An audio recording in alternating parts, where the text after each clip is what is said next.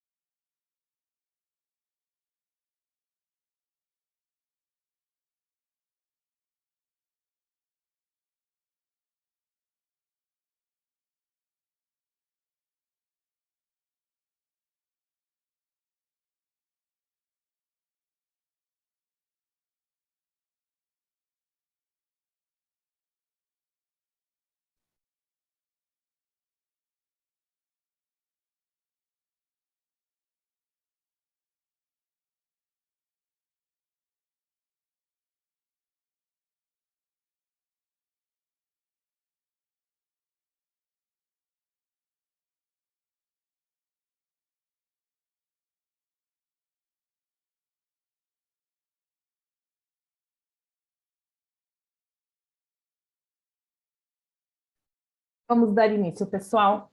Antes de começar, eu gostaria apenas de passar alguns recadinhos. Quero lembrar a todos que vocês podem enviar perguntas a qualquer momento na nossa aba aqui embaixo, na seção QIA. Peço para vocês que concentrem as suas perguntas aos nossos palestrantes ali, mas que interajam com a gente no chat ao longo desse evento, digam de onde vocês são, de qual região, que instituição vocês representam, para que a gente possa conhecê-los um pouquinho mais. Quero lembrá-los também que após esse evento, dentro de 24 a 48 horas, vocês vão receber um link para a gravação desse webinar e também um link para que vocês possam gerar o seu comprovante de participação. Convido vocês para nos seguirem nas nossas redes sociais, no Facebook Tamirim do Brasil e no LinkedIn Tamirim Brasil. Nós temos também uma newsletter, basta vocês acessarem o nosso site, tamirim.com/pt, acessarem a aba recursos, vocês podem se cadastrar para receber a nossa newsletter mensal. Eu quero passar agora uma enquete rapidinho com vocês, para que a gente possa entender um pouquinho quem está aqui com a gente hoje, qual a área de atuação de vocês, e saber se a sua instituição hoje conta com políticas de integridade acadêmica, para a gente entender um pouquinho. Então, peço para que vocês aí respondam a nossa enquete que está rodando aí na tela, ela é anônima, fiquem à vontade, e vou dar um tempinho para vocês responderem.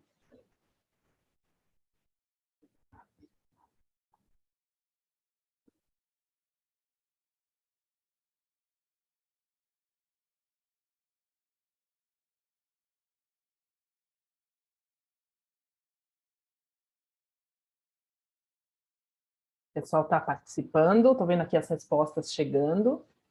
Obrigada, gente, pela interação de vocês. Mais um tempinho aí eu já encerro, tá bom?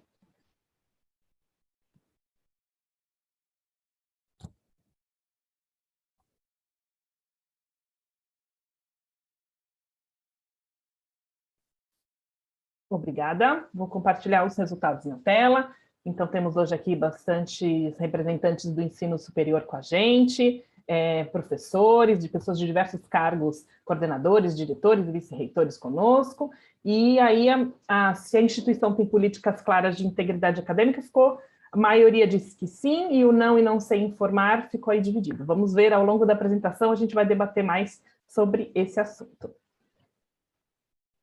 Bom, hoje nós temos os nossos convidados, os nossos palestrantes do dia de hoje, que eu quero agradecer imensamente a presença deles aqui conosco hoje, que é o professor Luciano Sattler, que é doutor em administração pela FEA USP, membro do Conselho Científico do Comitê de Educação Básica da Associação Brasileira de Educação à Distância, a ABED. Ele também é membro do Conselho Deliberativo do Conselho Nacional de Desenvolvimento Científico e Tecnológico, CNPq, do Ministério da Ciência, Tecnologia e Inovações.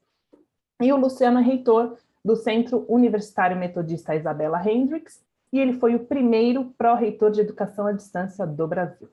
Obrigada, Luciano. Temos também conosco hoje o Janis Fidelis, que é pró-reitor de Ensino EAD da Unicesumar, O Janes é diretor de qualidade EAD da BED, possui mestrado em Educação pela FURB de Santa Catarina, especialização em História Social pela USS do Rio de Janeiro e tem graduação em Filosofia pela Unify de São Paulo. Ele possui sólida experiência profissional no EAD, tendo exercido as funções de diretor acadêmico de educação à distância em importantes instituições do país. Muito obrigada, Janes. E temos também conosco a professora Rita Maria Lino Tárcia. A Rita é pedagoga, mestre e doutora em Linguística, Semiótica e Linguística Geral pela Universidade de São Paulo, a USP. Ela atualmente é pesquisadora do Programa de Pós-Graduação em Ensino de Ciências da Saúde da Unifesp e pesquisadora nas áreas de aprendizagem mediada por tecnologias, ensino de ciências da saúde, com uso de tecnologias e educação à distância. A Rita também é diretora administrativa da ABED. Então, agradeço a todos a presença e passo agora a palavra para o professor Luciano. Boa tarde aos nossos participantes que estão conosco ao vivo, também aos nossos participantes e às nossas participantes que vão assistir isso em outro momento, né? Cada vez mais nós aprendemos a assistir coisas sob demanda, né? Em melhores horários mais possíveis.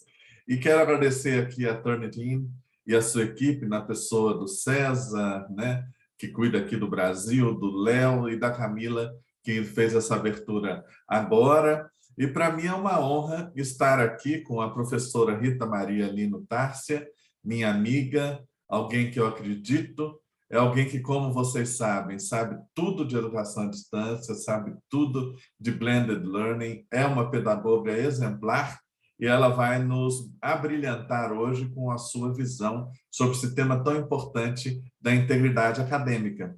E também é uma honra estar aqui com o professor Janes Fidelis Tomelin, que vocês conhecem, também sabe tudo de educação à distância, diretor da ABED, já passou por várias instituições, está numa grande instituição hoje, e é alguém que tem um compromisso também, assim como a professora Rita, com a qualidade, com a inovação e com a gestão responsável, sustentável da educação e especialmente da educação à distância. E esse tema para nós, eu acho que nós estamos, viu, Rita e Janes, nós estamos meio que precisando tratar desse tema, nós que colaboramos aí de alguma forma com o avanço da EAD no Brasil, do uso de recursos digitais, tanto na educação básica quanto na superior. Hoje nós vamos falar mais da superior, porque esse é um tema que está pegando, especialmente aí durante a pandemia ficou agravado, né, são os dilemas da integridade acadêmica e como que isso afeta o presente e o futuro das instituições de ensino superior.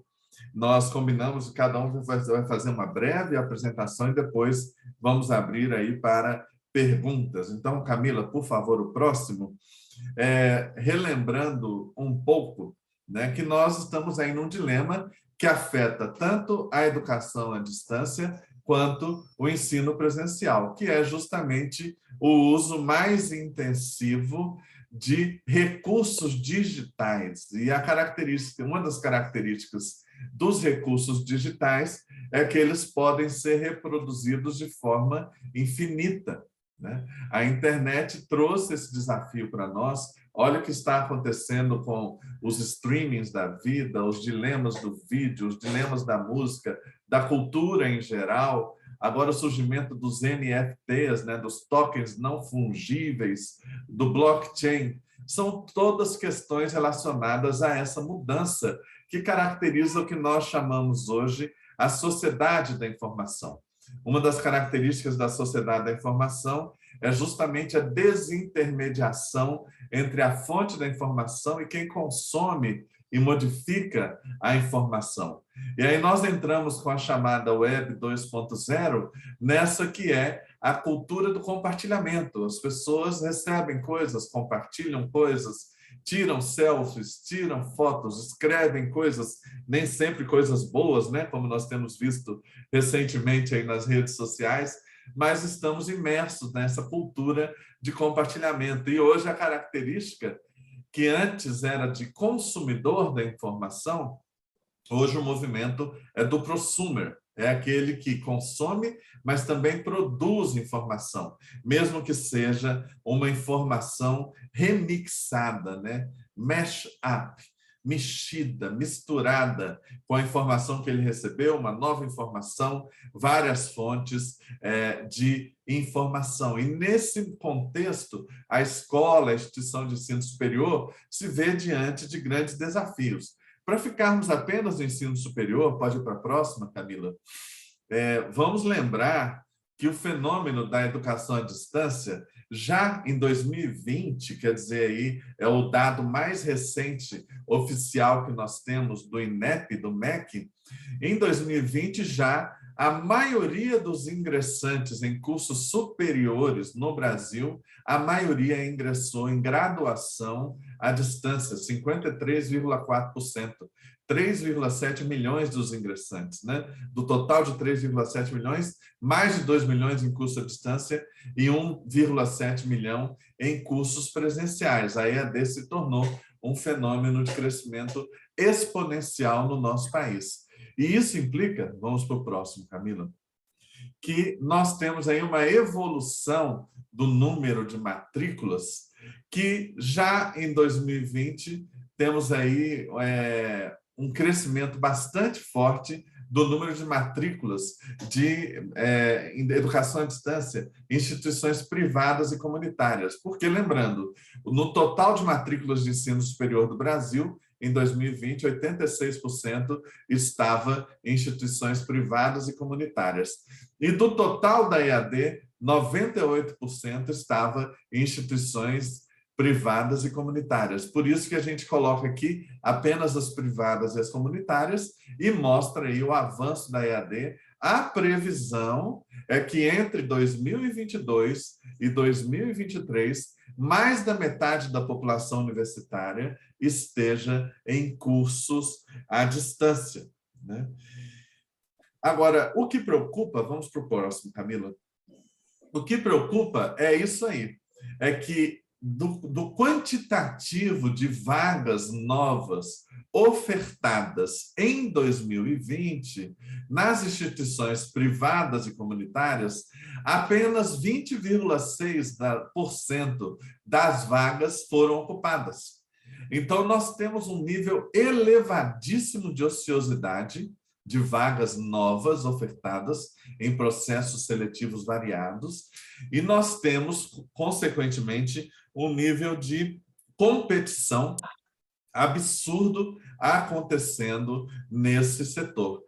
Isso não afeta o setor público? É claro que afeta o setor público. Mesmo no setor público, nós temos visto um aumento da ociosidade, muitas vezes, talvez, por cursos não alinhados à demanda da sociedade e também pelo perfil da forma de oferta, que às vezes para o aluno trabalhador pode ser um pouco mais difícil, e a tendência é essa ociosidade também aumentar e se somar aí com uma queda de recursos que vai para instituições públicas.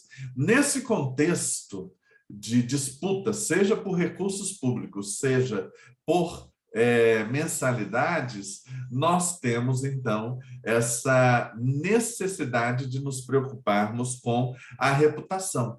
Um outro efeito desse momento, vamos para o próximo, Camila, é que nós temos diplomas de curso superior que abrem cada vez menos portas.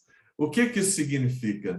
Ainda o diploma de ensino superior, ele garante renda maior do que as pessoas que têm apenas diploma de ensino médio, mas essa diferença tem reduzido. E o maior problema, vamos para o próximo, Camila, é que já em 2018, de acordo com o IPEA, mais de um terço dos trabalhadores que têm o diploma de ensino superior desempenhavam funções em uma qualificação inferior à sua escolaridade, ou seja, uma subocupação. Eu me formo para uma profissão e acabo exercendo algo que é uma subocupação, não é propriamente, pode até estar no mesmo setor, mas não é propriamente para aquilo que eu me formei. E outro tanto de pessoas atuam em atividades que não estão na sua área de formação, na área de conhecimento da sua formação. Eu formei em fisioterapia e atuo na área comercial. Formei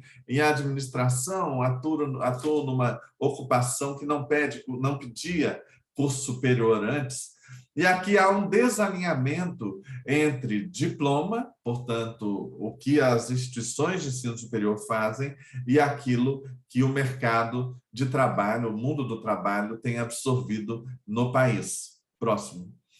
E aí fica uma questão hoje que afeta radicalmente a reputação das escolas, que é a pergunta: aonde está o professor? Aonde está a professora nisso tudo? Nós temos visto um fenômeno no ensino superior de cada vez mais alunos por docente, cada vez menor carga horária atribuída ao professor por aluno, proporcionalmente, mudanças no regime de trabalho. Então, quem era professor de tempo integral passa a ser tempo parcial, passa a ser horista. E temos visto o crescimento aí da tutoria, que ainda é uma ocupação que carece de ser regulamentada na CBO, no Catálogo Brasileiro de Ocupações. Alguns dizem que isso é uma intensificação do trabalho docente, outros dizem que isso é uma precarização do trabalho docente, outros dizem até que é uma uberização do trabalho docente, até porque cada vez mais plataformas fazendo essa mediação. Olha, um número que assusta, vamos para o próximo. É esse daí. Em 2005, nós tínhamos 3.321.000 matrículas de ensino superior e pouco mais de 200.000 professores. E nós chegamos em 2020 com mais de o dobro de matrículas e o número de professores caiu. Está com menos de 200.000 professores contratados em instituições de ensino superior privadas e comunitárias. Aumenta o percentual de doutores, aumenta o percentual de mestres, mas são mudanças que você se pergunta: o que isso tem a ver com o nosso tema? Porque a grande pergunta é o seguinte: o professor é fundamental em um processo de garantia da integridade acadêmica. E quando você tem modelos, especialmente na EAD, muito conteudistas, que quer tirar o professor da equação, quer reduzir o espaço da atuação docente, você aumenta os riscos de não serem cumpridos os requisitos éticos, morais e formais mesmo da integridade acadêmica, né? Nós temos problemas, vamos no próximo. Temos problemas, inclusive, junto aos professores. Quando se fala de integridade acadêmica, hoje no mundo inteiro se discute os problemas relacionados à pesquisa científica. O autoplágio, o plágio, a má conduta científica, incluir nomes em trabalhos que eu não participei, fraudes acadêmicas, né? Não checagem de dados científicos, usar dados de outras pessoas, e mesmo no ensino, professores que muitas vezes não fazem uso correto dos direitos autorais, das citações, e até mesmo não respeitam outros tipos de propriedade intelectual. Isso falando no campo dos docentes, da integridade acadêmica no campo dos docentes. No próximo, Camila.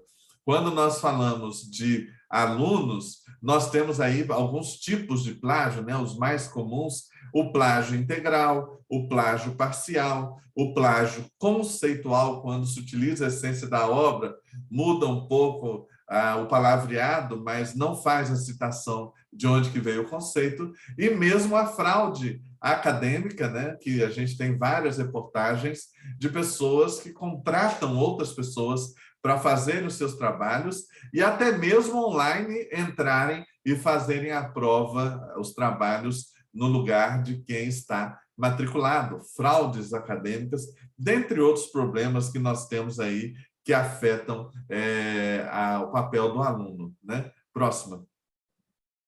Isso tudo mexe com a reputação. Por quê? O sucesso do egresso depende da aprendizagem.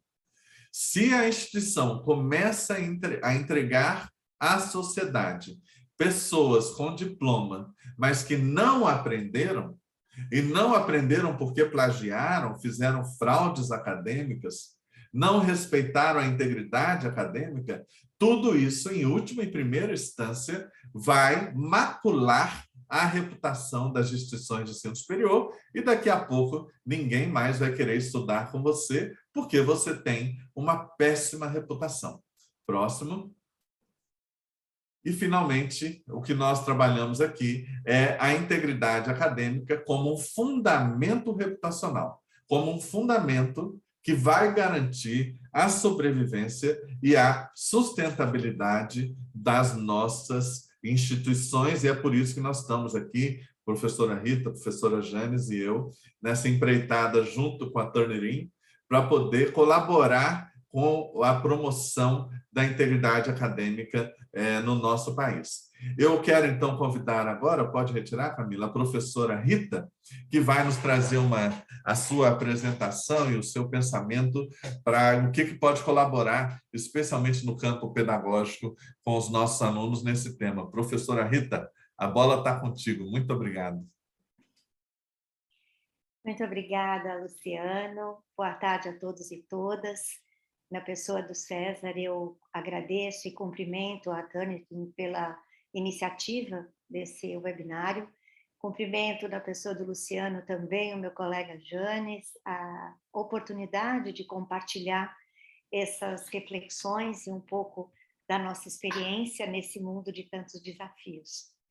E vou seguindo no diálogo com o Luciano, quando ele fala sobre a questão da reputação e da aprendizagem. E na dimensão acadêmica, eu olho na dimensão pedagógica, eu busco trazer a contextualização do problema, né? Vejam, no nosso cotidiano acadêmico, nós muitas vezes fazemos propostas vinculadas a um tema geral, pesquisas temáticas. E eu fiz um rápido exercício de buscar algo sobre guerra na Ucrânia. E em 53 segundos eu encontrei 1.700 resultados. E tudo o que está ali cabe em guerra na Ucrânia. Então, eu me aproveitar deste conhecimento é muito tranquilo, porque tudo cabe no tema geral. Ok, Rita, mas e como que a gente supera esse desafio? A gente, então, passa a olhar para a pesquisa com o foco no objetivo. Por quê? Quando eu digo o que eu quero discutir sobre a guerra na Ucrânia, é uma dimensão política, é uma dimensão econômica, é um olhar em que eu tenho um pensamento e busco conhecimentos para argumentar, para refutar, para apoiar e subsidiar o meu pensamento. Então, eu tenho um objetivo. E este objetivo vai me auxiliar, vai orientar a escolha dos conhecimentos que eu vou buscar neste grande universo que é a rede, que é uma biblioteca, que eu tenho nos livros. Este objetivo é que vai me trazer o eixo principal, onde eu preciso fazer escolhas. E nesse sentido, essa é uma competência que para mim é muito nova. Por quê? Porque quem nasceu antes da década de 80, né, que é a geração X, nós não tínhamos tantas oportunidades de escolha. O conhecimento chegava para nós na universidade, nas escolas, que era o locus do conhecimento. O conhecimento só estava lá. E os professores eram os grandes detentores desse conhecimento. Por isso, a lógica da transmissão.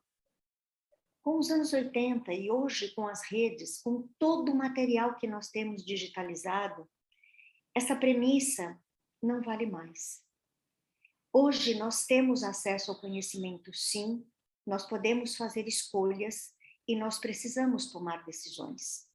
Então, não basta eu dar um tema e fazer uma busca, abrir um livro e copiar sobre esse tema. Mas, para que eu tenha uma atitude de protagonista, de responsável pelo conhecimento que eu estou trabalhando e buscando, eu preciso ter um objetivo que orienta a minha escolha na tomada de decisão acerca do trabalho que eu estou desenvolvendo. E é por isso que a gente pensa, né? E eu convido nesse momento de reflexão para nós pensarmos sobre as nossas atividades. E como o professor Luciano falou, por exemplo, na EAD, onde nós temos uma dimensão conteudista muito forte, que vem do presencial, né? Porque nós olhamos para o presencial e para o EAD como um espaço onde o conhecimento é inteiramente compartilhado. Anos atrás, um conhecimento exclusivo da universidade, da escola. Hoje, o conhecimento está na rede. Então, eu não preciso transmitir o que já está divulgado. O que eu preciso, então, fazer como responsável de uma ação educativa? Então, quando nós estamos propondo uma atividade, muitas vezes a atividade incentiva a reprodução de um conhecimento pronto. Por quê? Porque a atividade não está propondo uma reflexão acerca da visão e do contexto em que o estudante se insere. Então, quando eu olho para uma determinada temática, eu posso estabelecer subitens, subtemas, objetivos que dialoguem com o contexto e com a realidade do meu aluno, do meu estudante. Então, ele vai buscar o conhecimento a partir deste olhar que diz respeito a ele. E assim eu trago significado para este processo educativo. Então, muitas vezes, no questionário, os nossos alunos comentam: professora, é só eu colocar a busca e eu já encontro no texto a resposta da pergunta, que está lá no questionário, numa atividade, numa tarefa, na educação à distância ou no presencial. Então, nós perguntamos o que já está no texto para o aluno copiar. Será que nós não poderíamos propor atividades que estimulassem, incentivassem a reflexão crítica, a partir da qual o aluno trouxesse a sua experiência, a sua vivência, e juntos nós iríamos buscar o conhecimento que apoiaria, que auxiliaria, que aprofundaria esta reflexão? Vejam que é diferente de eu perguntar o óbvio, de perguntar o que é igual para todos. Eu tenho monografias que são temáticas. O autismo na educação infantil, tudo cabe. Agora, como este aluno dialoga com o autismo? Ele tem experiência sobre isso? Ele tem ideias sobre isso? Vamos trabalhar sobre esse tema para juntos organizarmos a produção do seu conteúdo, do seu conhecimento? Então, a orientação é fundamental, porque muitas vezes os alunos chegam no ensino superior com uma lógica de pesquisa que é daquela: pesquise sobre a guerra da Ucrânia. Ele vai lá, recorta e cola e traz. Será que a gente explica para ele? Vamos procurar em determinados sites. Eu explico onde ele deve buscar a informação e por que ele deve buscar naqueles determinados sítios ou naquelas determinadas obras?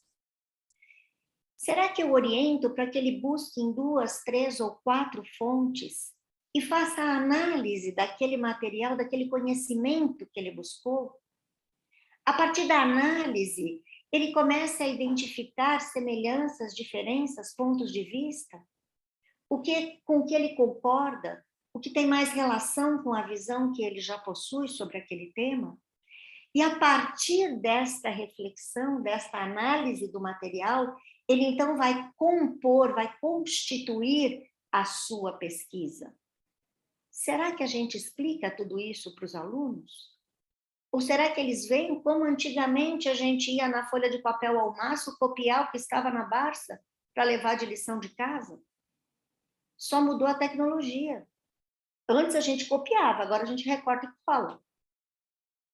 Então, para que a gente possa mudar de comportamento, para que a gente possa pensar num processo de mudança onde, de fato, exista a produção de um conhecimento, eu entendo que os professores são fundamentais. Os pesquisadores são extremamente importantes. Muitos pesquisadores são também docentes. Mas é importante contarmos com a presença e a participação efetiva dos nossos alunos neste processo.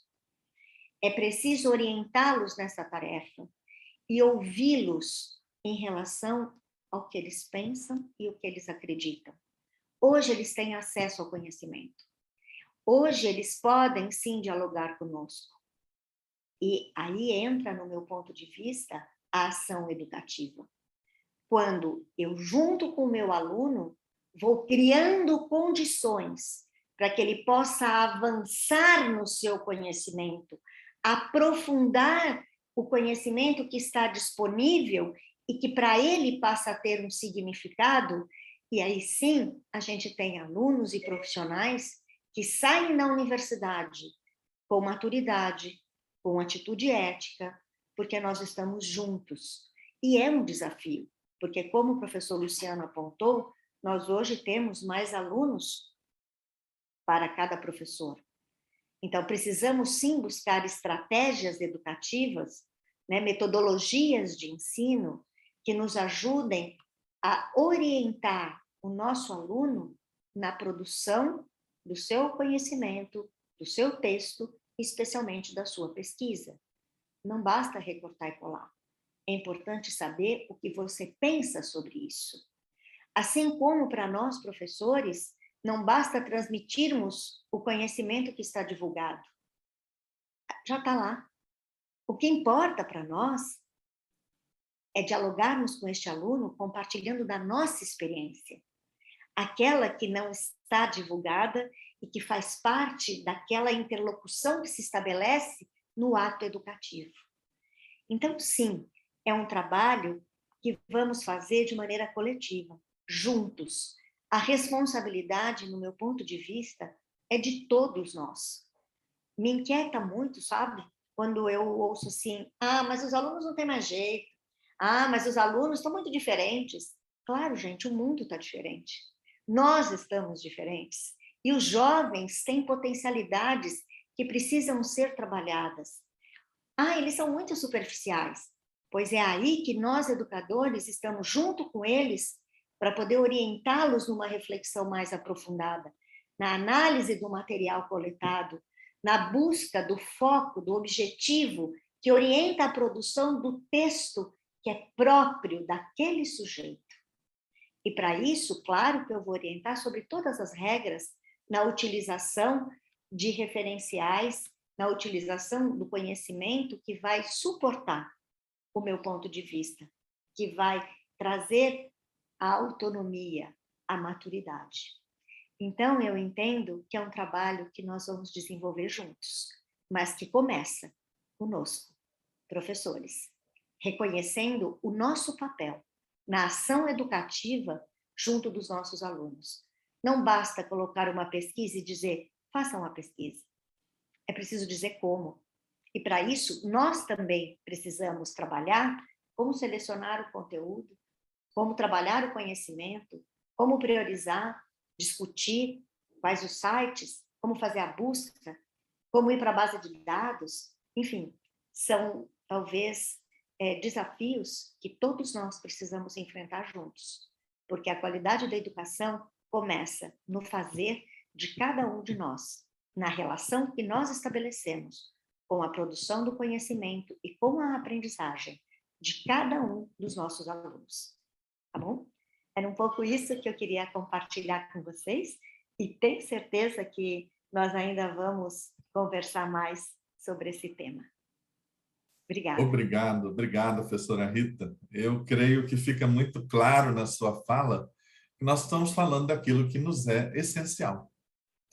Por que que nós existimos como instituição de ensino, no caso, instituição de ensino superior, e por que que nós, a forma como nós atuamos como professores? Porque a nossa tarefa é que o conhecimento científico, né, seja disseminado e as pessoas aprendam. E aprendam também cidadania, então, todos os atos de aprendizagem.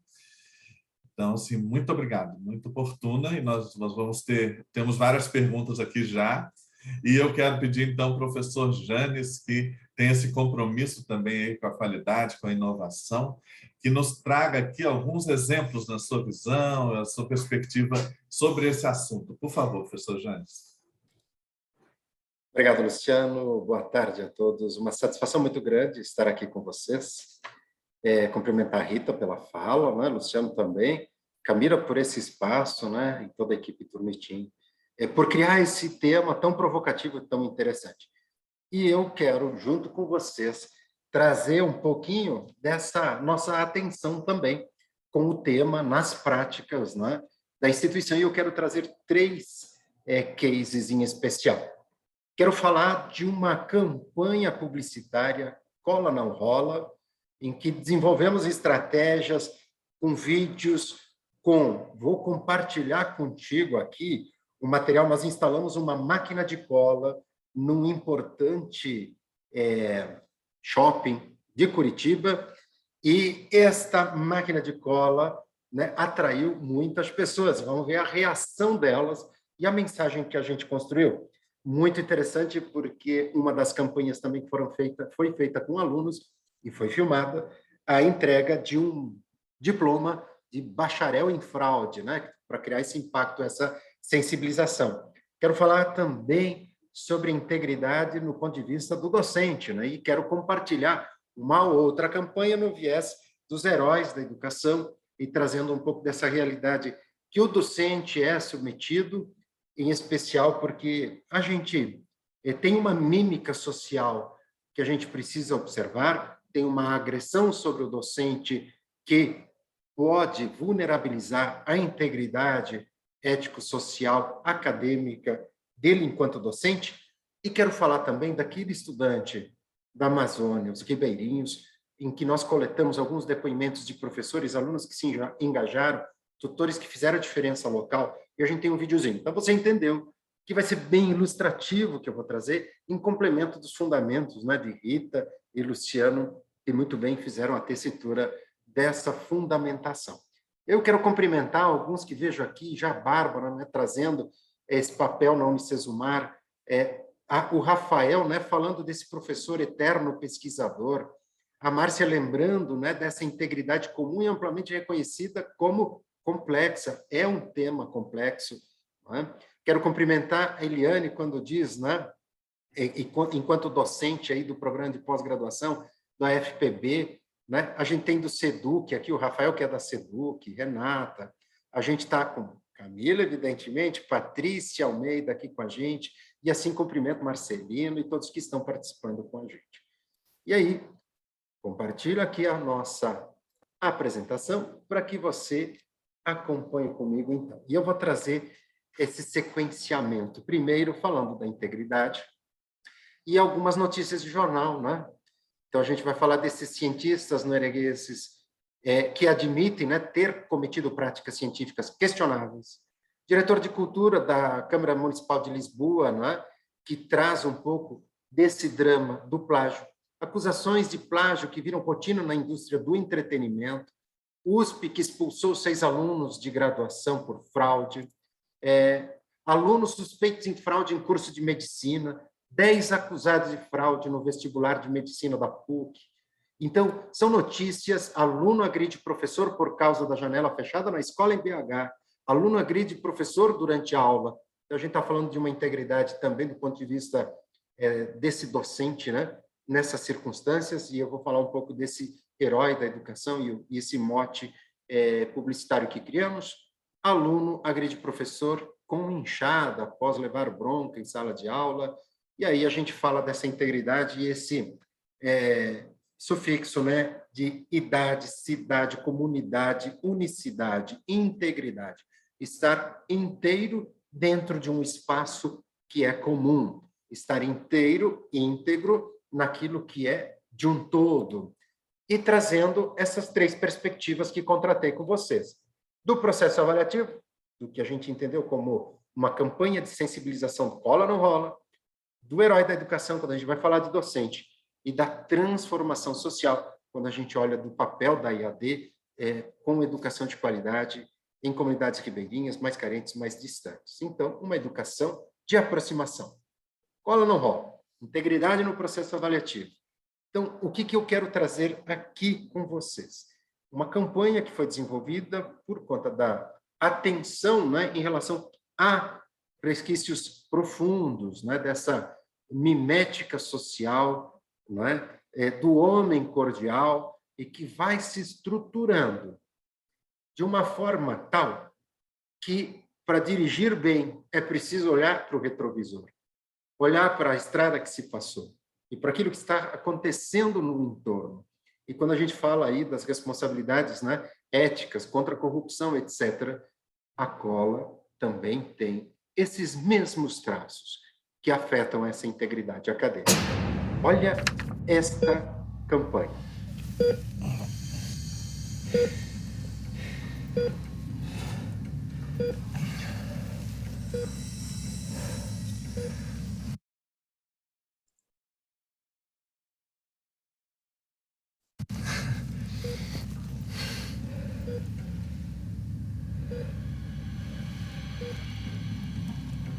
Doutor, primeiro catéter, 3 graus da carótida esquerda.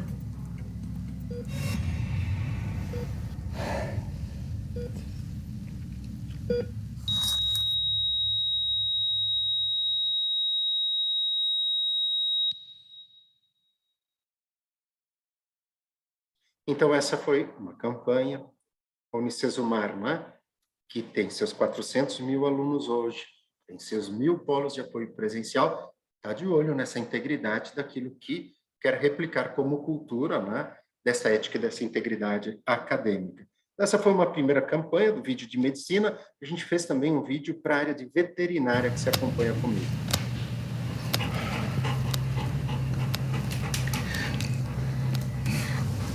Tá tudo bem?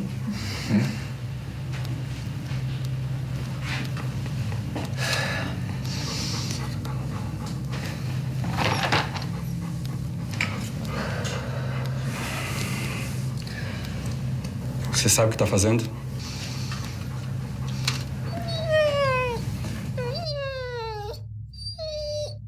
Então você vê, né, essa provocação, essa sensibilização, né, que vai tocar sobre que tipo de profissional você quer ser, né?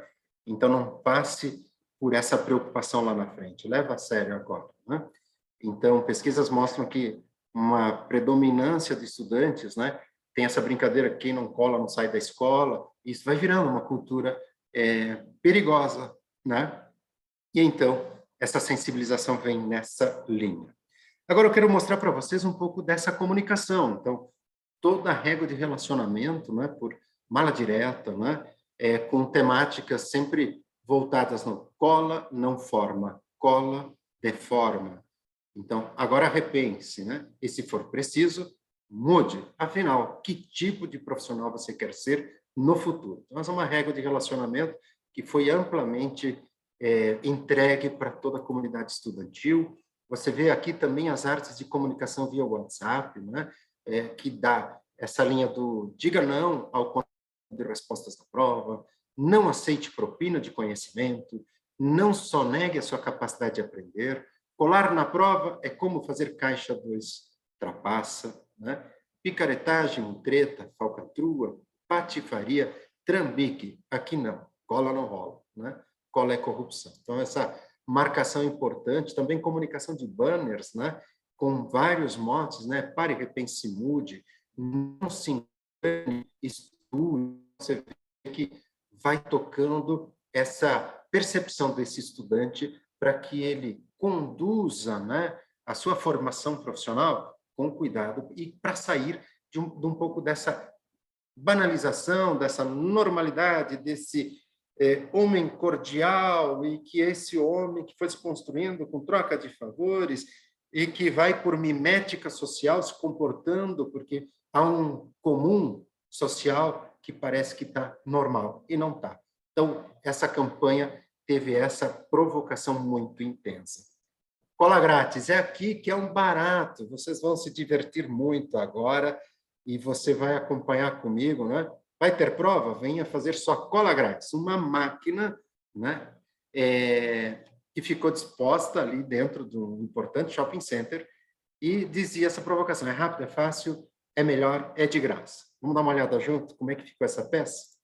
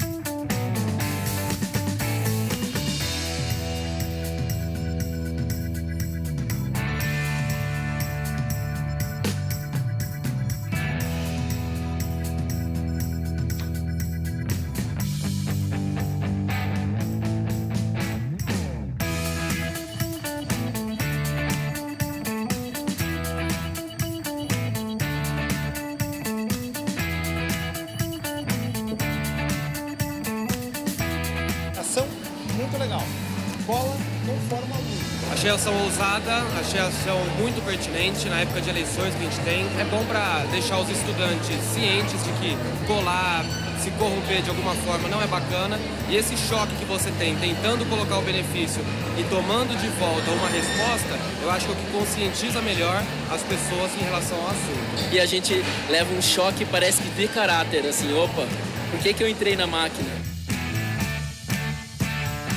Não, nunca faria uma cirurgia com um médico colando, capaz. Tem uma garantia que ele sabe a coisa. Ele só passou na faculdade, mas o cara passou com a inteligência de outra pessoa, não a dele. Não tem como. É muito legal pra gente se conscientizar mesmo, que é a gente que começa tudo. Que tipo de profissional você quer ser, né? Cola é corrupção, cola não rola. Então, veja só, mais do que criar mecanismos de arbitrariedade para impedir, de fiscalização, de inibição, trabalhar essa renovação cultural, muda, né? Muda a atitude. Então, a gente olhou para isso. Agora, vocês vão se divertir também. É uma peça mais provocativa também. Vocês vão ver estudantes reais recebendo um diploma de bacharel em fraude. Ficou muito bem bolado. E essa é uma campanha que mexeu bastante com a comunidade. Tenho certeza que você vai gostar de acompanhar comigo. Espera aí, acho que voltou. Aqui. Então, lá. Bacharel em fraude, da Universidade da Cola. Olha isso. Como seria o seu diploma, né? Se você colasse na faculdade. A reitoria da Universidade da Cola, no uso de suas atribuições, outorga o título de bacharel em fraude a todo aluno que se forma colando, a fim de que possa desfrutar de todos os direitos e privilégios da trapaça, da falta de ética em sua atuação como estudante profissional. Se você acha que colar não tem problema, coloque seu nome aqui.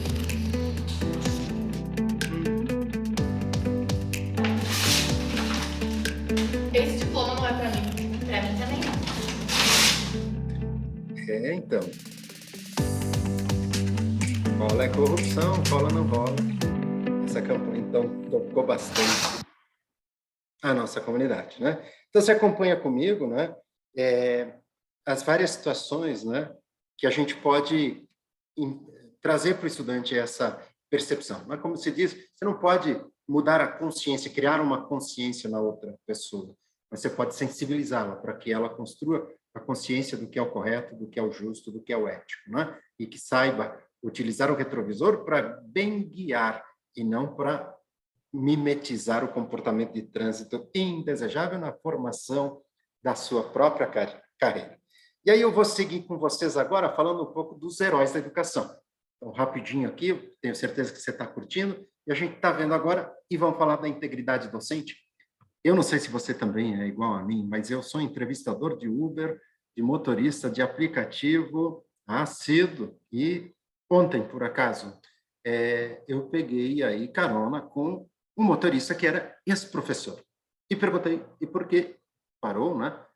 Porque deixou de ser professor. E aí ele fez uma narrativa, do ponto de vista dele, da perspectiva que ele viveu, de que depois que a rede de escolas que ele participava eram escolas públicas, passou a ter eleição de diretores, os diretores, segundo a narrativa dele, ficaram reféns dos votos da comunidade e que, portanto, deixaram de resguardar, respaldar os professores.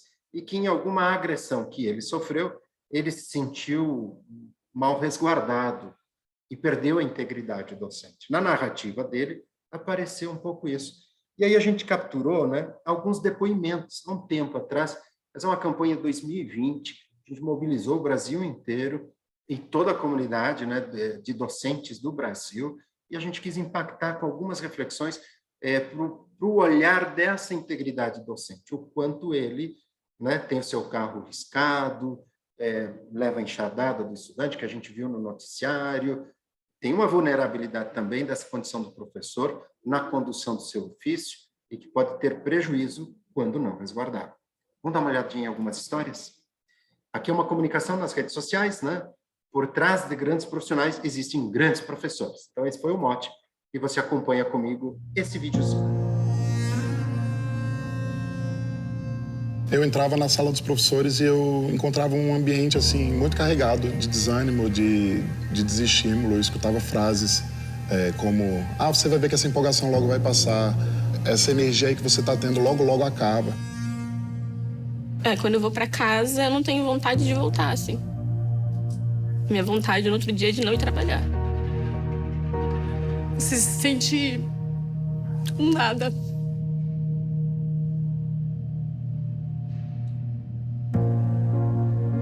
Eu cheguei na sala de aula, virei para o quadro, e quando eu virei para o quadro, comecei a escrever algumas coisas para explicar o que eu ia fazer na dinâmica de aula.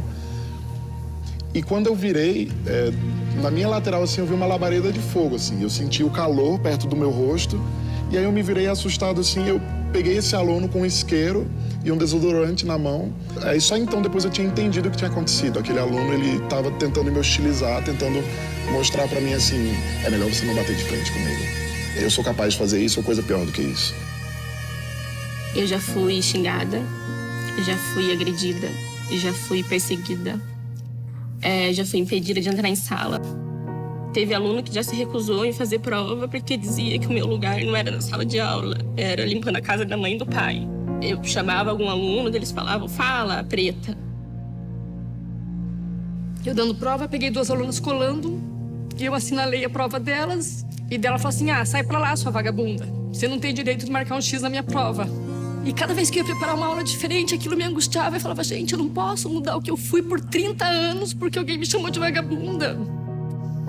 Só que eu não queria mais ver aquela turma e eu pedi a dispensa daquelas aulas e falei que eu não voltaria mais.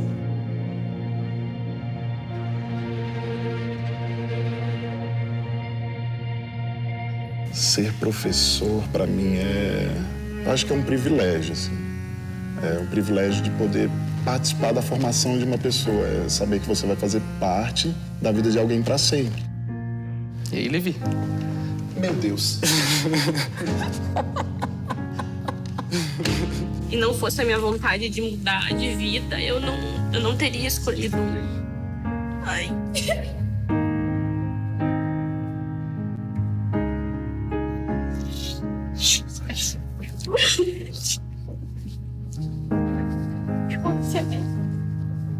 E a trabalharem com o conhecimento é a profissão mais linda que existe. Ai, não acredito nisso aqui. Ai, eu fofa. É por isso que acredito na educação. Por pessoas como o Wilson.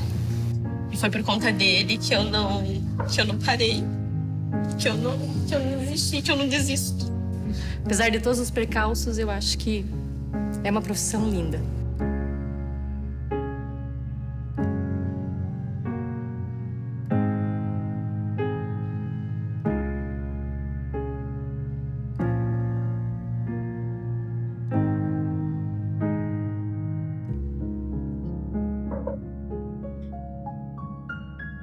Olha, eu me emociono cada vez que assisto, já assisti algumas vezes esse vídeo aí.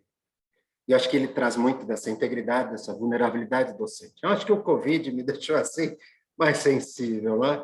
Mas como somos empáticos, porque somos professores, de alguma forma a gente já viveu esse lado, né?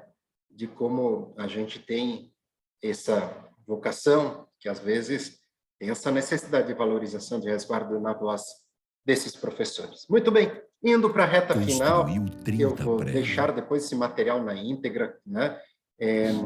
Aqui mais uma homenagem. Opa, será que eu, para pular, tenho que chegar ao final aqui? Me desculpe.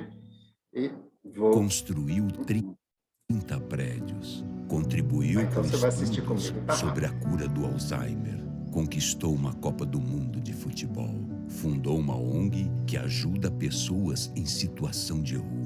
E tudo isso sem sair da sala de aula.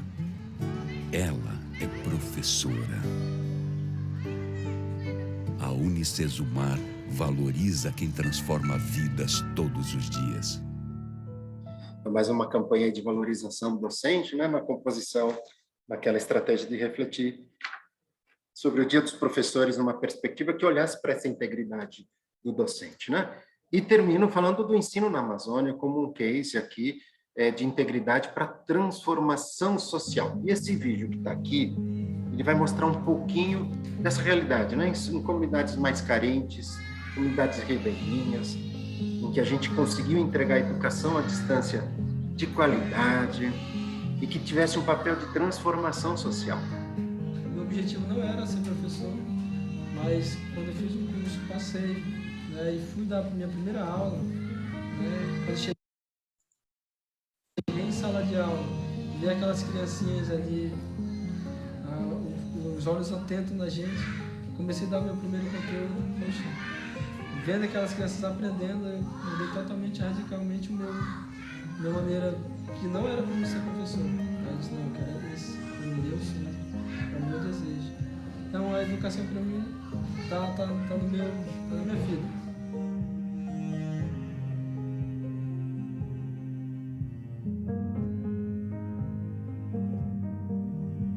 E eu pude ver que as pessoas que moram dentro da comunidade, dentro da reserva, elas têm sonhos. Elas não estão ali apenas para pescar, para caçar, para colher. Elas têm uma expectativa de vida, que em algum momento elas foram impedidas, né, ou por falta de oportunidade, e elas não querem esse reflexo para os filhos. Então, eu comecei a ver por que não proporcionar a essas pessoas que têm sonhos e a gente conseguia, através da Unicesumar, realizar esse sonho. E foi quando eu me preparei para enganjar dentro da comunidade, levando essa ideia. E a gente começou primeiro com uma comunidade e em seguida foi passando. Olha, tem a minha comunidade? Tem, a gente tem como vir para cá. E a gente foi expandindo aos poucos e a gente foi vendo que as pessoas têm interesse, né? Que o que falta mesmo é oportunidade e nós podemos proporcionar isso a elas através da modalidade de ensino EAD. Para levar a educação para essas comunidades, nós levamos através do livro didático, né? Em algumas comunidades são beneficiadas com luz elétrica, internet e através do ensino de modalidade tecnológica. O motor de luz ele funciona às 6 horas da tarde, vai até às 10h30 e 7 horas da noite já entra o pessoal do tecnológico, os alunos do 3º ano, e que fazem as aulas por via internet. A partir das 10 horas, 9h30, eles liberam esses alunos e a gente, como aluno da Unicesumar, né, nós temos esse acesso, um pouquinho, máximo meia hora, 1 hora, para a gente entrar no portal, para a gente dar uma estudada no nosso conteúdo que eles mandam para a gente. Né? E às 10h30 o motor de luz ele funciona, a luz também vai embora. Então nós associamos o útil ao agradável. A comunidade já tem um ponto de internet, uma modalidade de ensino ofertado pelo Estado, e nós criamos parcerias juntamente para que nós pudéssemos utilizar o mesmo recurso, o mesmo espaço. É difícil porque tem dia que o sol está bastante quente e a gente vai de canoa, o motor é 5, não anda muito, e a gente a gente compra gasolina. Aí a gente chama um dos nossos irmãos para levar nós. Aí chega lá, às vezes a gente vai a pé, às vezes a gente vai de motoqueiro. Na comunidade do Batalha de Baixo, elas viajam a 4 horas no motor 15 HP, né, que nós chamamos de motor rabeta. Então são 4 horas de viagem para chegar até no município de Fonte Boa. Então, se não tivesse onde vocês morar, vocês poderiam estudar. Nosso pai não deixa a gente estudar para Manaus. Tem um medo e também... Que é perigoso também. Eu nunca saí assim, para longe dos meus pais. A educação então, é importante para nós, porque a gente ia ficar sem estudar. E sempre foi seu sonho fazer uma faculdade? Era seu sonho? Sempre. Era meu sonho. Sempre fazer uma faculdade. E você também? Eu também. Sempre quis fazer uma faculdade. Aquilo que a gente não alcançou, não conseguiu. A gente espera que elas consiga, né? Possa chegar até lá, né? Porque a esperança é a última que morre.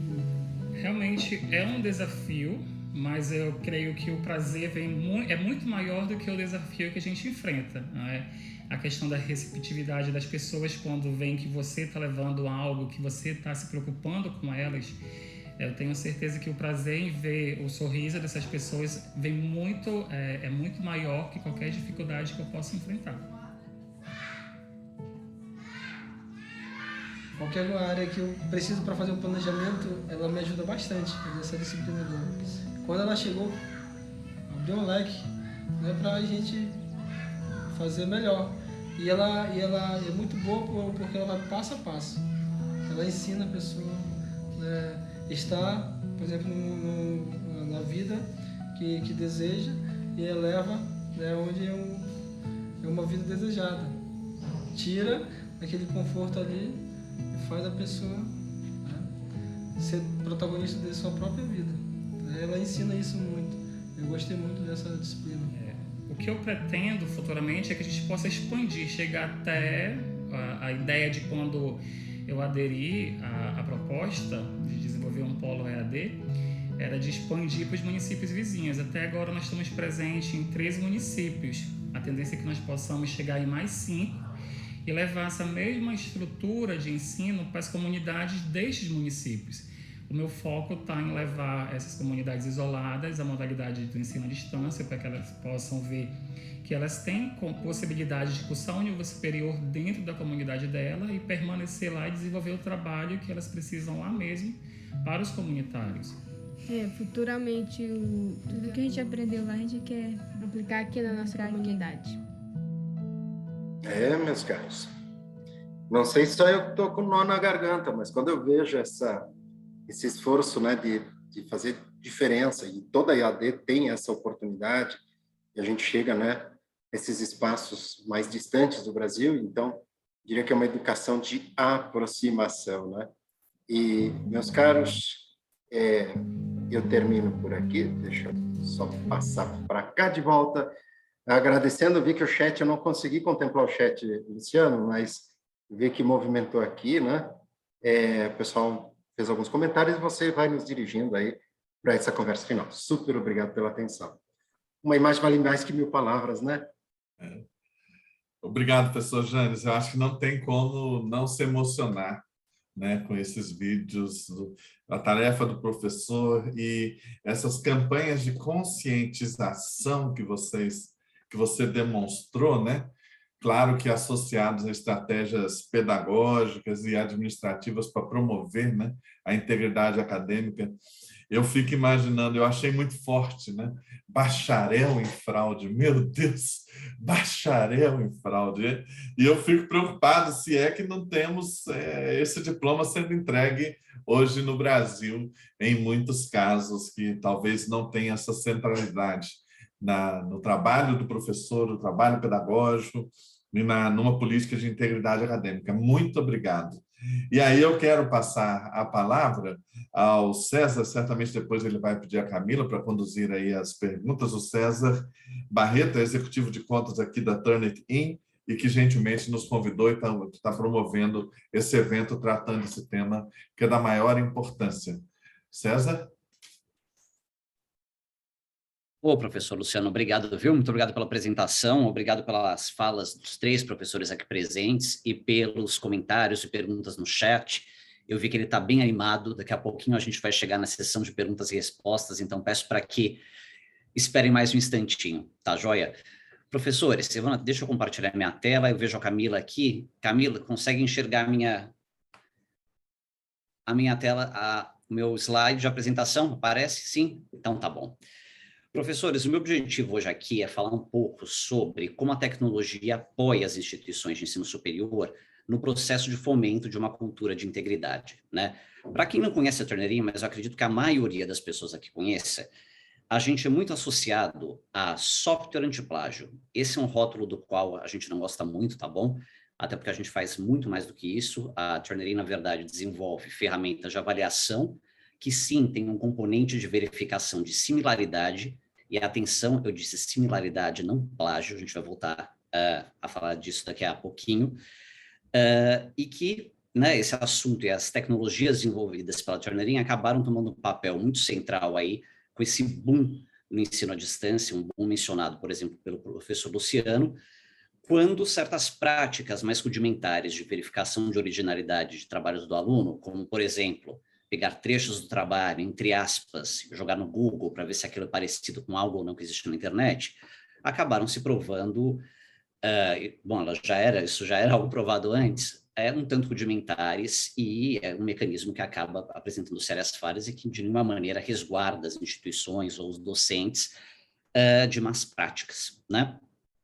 Então, algo importante a se falar aqui é, para toda instituição que está estruturando política de integridade, aqueles 3 atores mencionados o tempo todo pelos professores Janes, Rita e Luciano, tem que ser olhado com uma certa atenção, a interação deles, e principalmente 3 aspectos fundamentais, no mínimo, têm que ser levados em conta no momento de se estruturar uma política de integridade. O primeiro deles é ter uma clareza muito grande acerca da semelhança e distinções entre plágio e similaridade, tá? São palavras que não são sinônimas de nenhuma maneira. O plágio é uma apropriação de uma ideia, um pensamento, um texto de outro apresentado como sendo original. É um caso típico de fraude acadêmica e ele tem um elemento muito grande de intencionalidade. Do lado do aluno, o aluno quis fazer aquilo. E do lado do professor, ele pressupõe um julgamento. O plágio já é um diagnóstico. O professor já identificou que aquela produção não é original. Similaridade é outra coisa. Similaridade, na verdade, é uma coincidência. Uma coincidência que pode decorrer de uma série de fatores. Entre eles, não domínio de normas técnicas, esquecimento. Então, pense num aluno, por exemplo, que apresentou um trabalho que contém uma citação não referenciada. Talvez ele tenha simplesmente esquecido, né? Então, um elemento fundamental de tudo isso, não há intencionalidade em geral, e do lado do professor existe uma abertura para avaliação. O professor ainda não chegou à decisão definitiva sobre a existência ou não de uma conduta. Então, isso é importante que fique muito claro, tá? Outra coisa fundamental é analisar a causa da má conduta acadêmica, a causa do plágio. Existe uma tendência muito grande de nós, e eu me incluo nisso também, julgarmos aquele aluno que apresenta um trabalho, em alguma medida copiado, como isso sendo um problema, talvez, de formação da própria personalidade, do próprio caráter. Eu não vou entrar nessa discussão, porque ela vai muito longe, isso talvez seja verdadeiro, talvez não seja, talvez seja algo no meio do caminho, né? Mas existem estudos já, e eu vou pedir até para a Camila, se ela tiver fácil, o link aí de um publicado no final do ano passado, na revista Inside Higher Ed, que buscam identificar as causas da má conduta acadêmica. E existem alguns resultados bastante interessantes. Então, um dos fatores, por exemplo, que encorajam ou impulsionam o aluno a uma prática é o fator tempo. Então, é algo que as instituições de ensino têm que ter muito claro. Se você dá tempos muito curtos para o seu aluno produzir determinada tarefa, talvez ele não tenha tempo sequer de ler a bibliografia. Quanto mais produzir algo em cima daquela bibliografia. Outro fator tido como crucial, pelo menos nessa pesquisa específica, é a pressão dos pares. Então, vale um pouco de atenção para aquelas instituições que às vezes fomentam um ambiente hipercompetitivo. Talvez isso tenha um efeito colateral de acabar encorajando o seu aluno a procurar um caminho que está longe de ser o desejado, tá? Outro aspecto fundamental é o caráter da sua política de integridade, se ela vai ter um caráter mais punitivo ou um caráter mais formativo. Quando a gente pensa no punitivo, existe um cenário quase clássico, né? Aquele aluno que produz um trabalho, geralmente um trabalho de conclusão de curso, esse trabalho é verificado em sua originalidade no momento final, ali quase na entrega, no momento pré-defesa, e identifica se ali ou não a existência de plágio. Se tiver plágio, pune.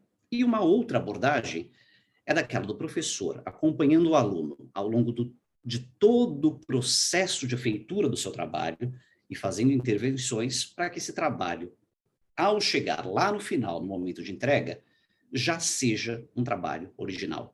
Então, isso é algo que também tem que ser levado muito em consideração. E aqui, quando a gente fala de punição também, punição versus formação, é sempre muito importante também levar-se em conta o contexto, né? A gente não pode medir todo mundo com a mesma régua. E eu explico com um exemplo. Imagine um caso clássico de alunos de primeiro ano da graduação, que precisam apresentar trabalhos individuais. Esses alunos se reúnem, fazem o trabalho em grupo, cada um faz um capítulo, distribuem entre os colegas, cada um muda o trabalho um pouquinho, todos apresentam como se fossem trabalhos absolutamente originais, quando na verdade foram feitos, aquele trabalho feito em conjunto. Isso é condenável? Sim. Passível de punição? Provavelmente. De uma punição exemplar? Aí é um pouco questionável, tá? Vamos para outro espectro. A gente saiu do aluno da graduação no primeiro ano e agora vamos lá para um servidor público que vai assumir um cargo na alta administração federal e apresenta os seus títulos.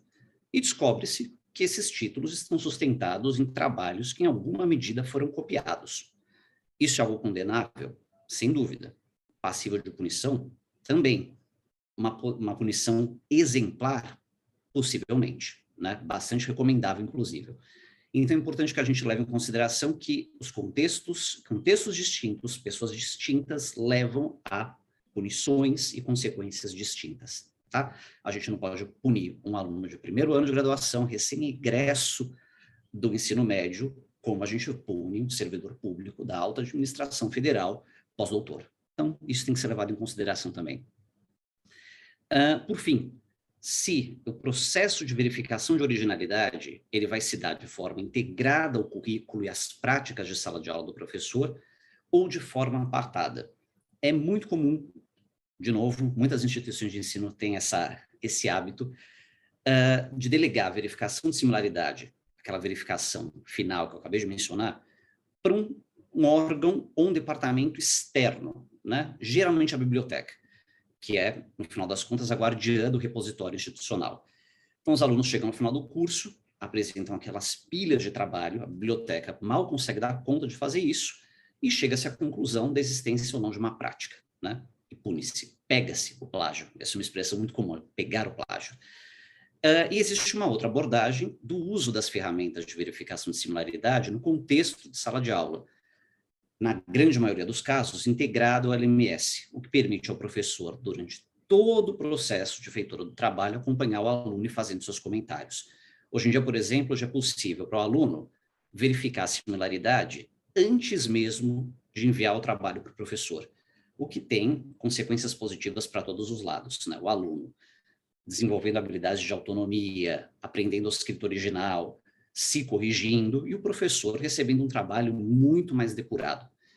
Então, tudo isso para dizer que eu acho que é quase dispensável afirmar aqui qual é o viés da Turnitin e qual é a orientação que a gente dá para as instituições de ensino superior, que são nossas parceiras.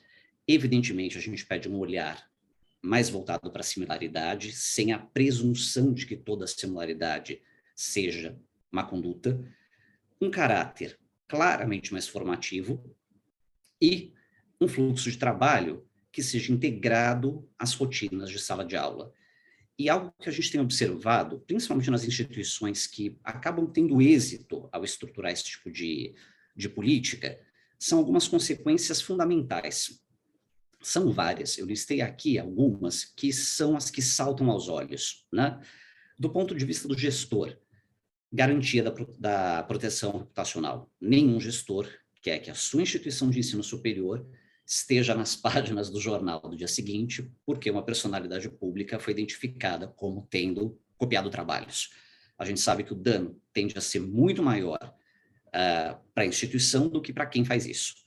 Do lado do docente, fomentar a cultura do pensamento original e também ganhar tempo nas correções. Leva muito menos tempo você acompanhar o aluno ao longo de todo o processo de produção de um trabalho do que simplesmente recebendo aquilo no final e tendo que ler uma coisa gigantesca.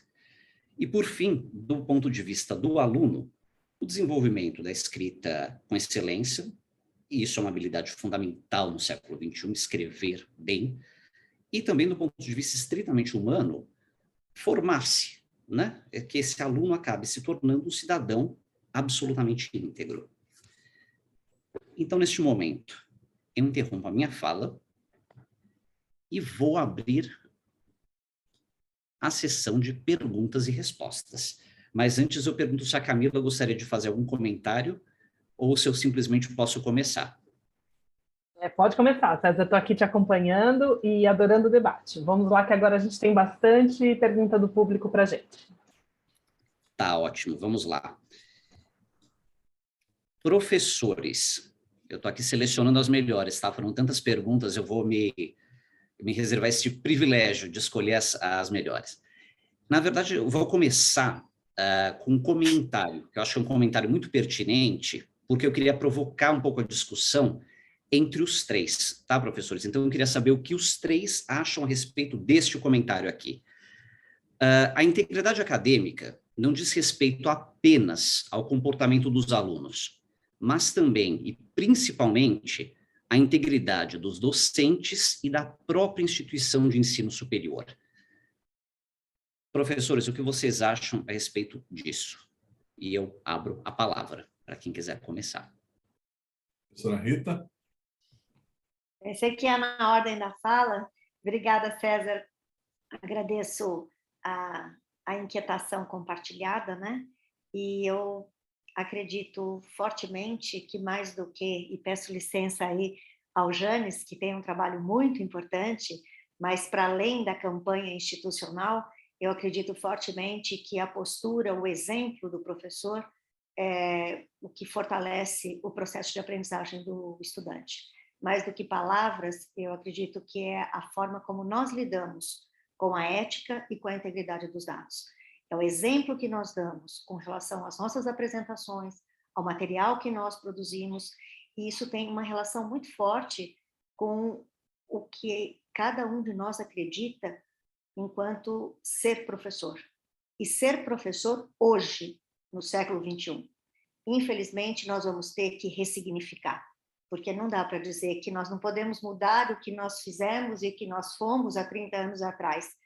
Infelizmente, se nós não nos transformarmos, nós não vamos transformar o mundo e os nossos alunos, nossos estudantes não vão entender, e quando não se tem um significado, a gente continua reproduzindo conteúdo e gerando atividades e avaliações que convidam o aluno a reproduzir um conhecimento, seja pela cola, seja por qualquer outro caminho. Então, eu acredito fortemente, César, que está em nós, em cada um de nós, a responsabilidade com relação à ética e à integridade acadêmica. Obrigado, professora Rita. Eu passo a palavra, talvez, ao professor Luciano, por favor. Não, só ia comentar que o professor Oscar Hipólito está aqui dando a honra da participação aqui conosco, né? E ele está pedindo para, quando você falar a pergunta, falar quem perguntou para a gente saber e valorizar o perguntador, né? Eu vou pedir ao professor Janes para comentar, então, a sua pergunta. Perfeito, obrigado pelo espaço. E, evidentemente que são vários os caminhos, né? Dar o exemplo, criar circunstâncias de reflexão, utilizar, né, de outros recursos que não seja só clichês puritanos, né, em relação à integridade, mas também conseguir colocar isso como uma prática, né? E essa eu acho que é a convergência. E aí, a pergunta é muito boa, né? Porque acho que está bem colocado, a integridade do professor, a integridade da instituição, a integridade do estudante. E um pouco essa tríade, né, que a gente olhou na composição e fez alguma seleção de atividades práticas, reais, né? Do que a gente fez para movimentar essa percepção. Claro que tem muito da identidade do fundador aqui, quem conhece o professor Wilson Matos sabe, né, do seu zelo pela qualidade, do seu acompanhamento nos indicadores e na sua percepção e a identidade pedagógica que é muito própria da Unicesumar. Então, alguns valores dessa integridade, o material didático, né? Eu acho que aqui tem integridade do professor, da instituição e do estudante, para a gente ser objetivo na resposta, né? Esse conteúdo que a gente ainda opta por entregar aos alunos impresso, e tem todo um exercício de produção, tem todo um exercício de olhar junto com o docente, né, para que esse plágio não esteja ali, né, presente no material que é educativo. Então, justamente isso é um ponto de relevância, que é o que o Oscar Hipólito falou. E aí? E se acontecer de pegar o camarada que tem o diploma de doutorado, né, que ele citou, falsificado, né? Então, veja só, o cara foi lá numa última instância falsificar desnecessariamente. Então, e essa integridade do docente, que se vê representado nessa composição dialógica da escrita e desse discente, que quando lá nas avaliações de CPA, né, que toda instituição faz, ainda elege esse material como principal elemento, né, para que ele consiga ter acesso à informação. A gente tem que lembrar que nesse Brasil continental, essa garantia de acesso, então eu estou olhando também essa integridade do ponto de vista social, né, e não só das regras culturais, da moral, né, que a gente costuma traçar como referência para criar arbitrariedades culturais, mas para aquilo que é uma condição social de vulnerabilidade que pequenos movimentos podem fazer toda a diferença, né, para aquilo que vai ser a formação desse estudante, para aquilo que é a base, né, que vai dar condição para ele ter essa integridade, que é o que a Rita falou, né? Ele vai reproduzir de alguma forma aquele modelo que se construiu, vai virar paradigma para ele.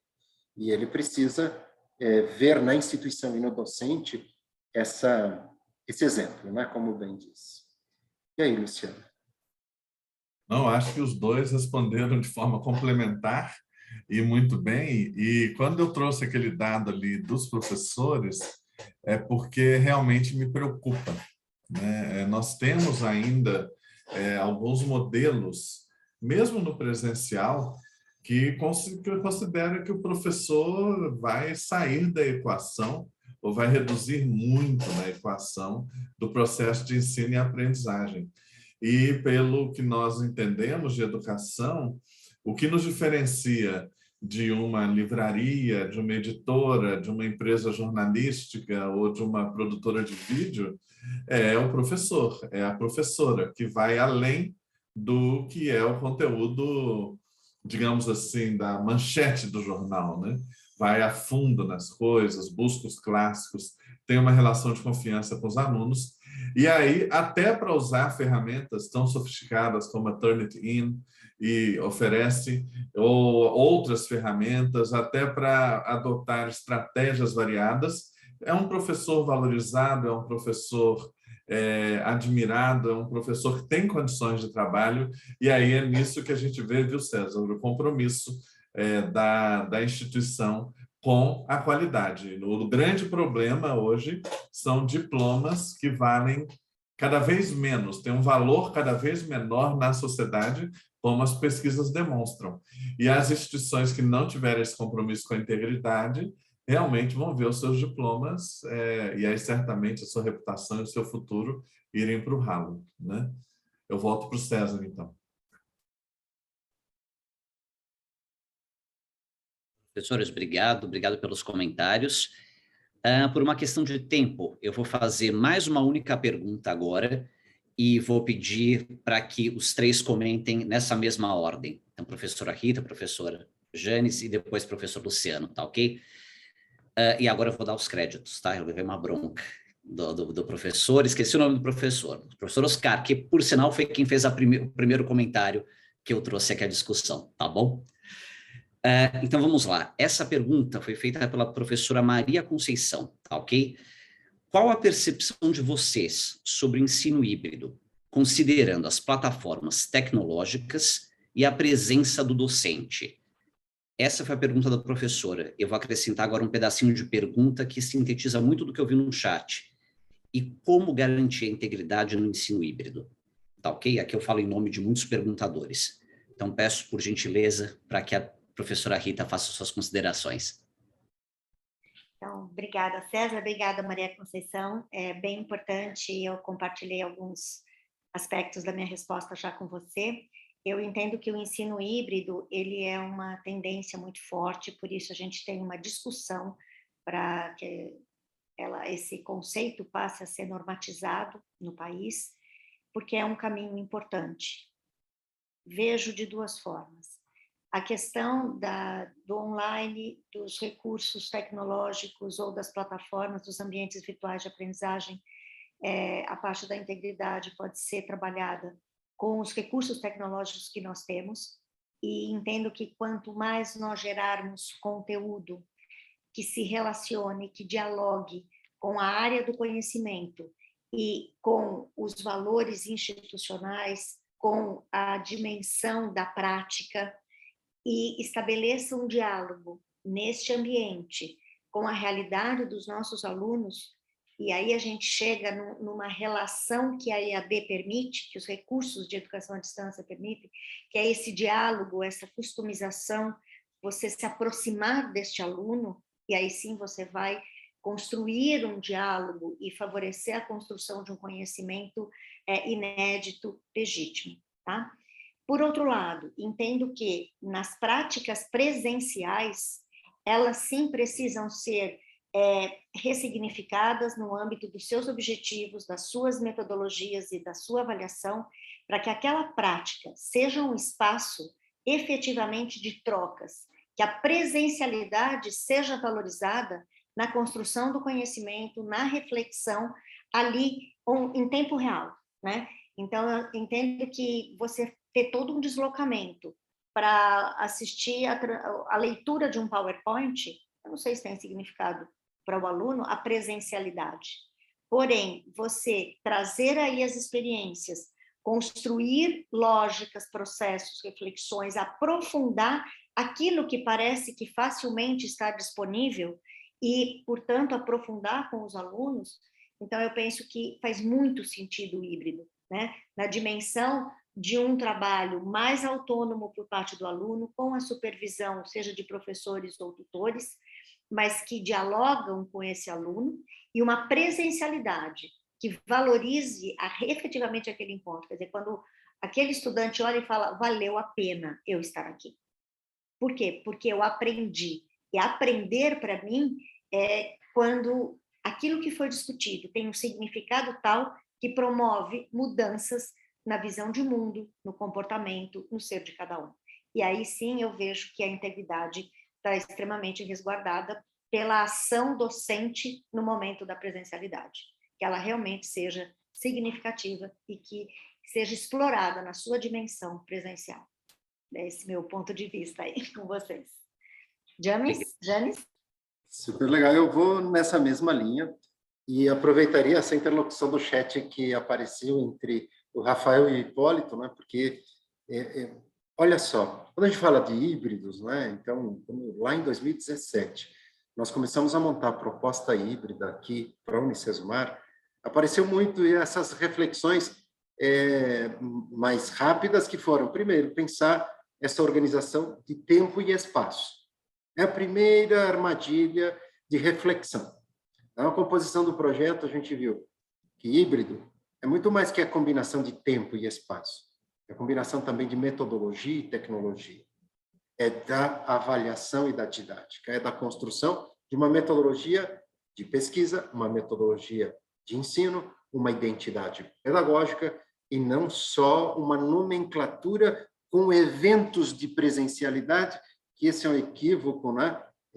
Que mostra a baixa integridade de uma proposta híbrida, de fato. Não é?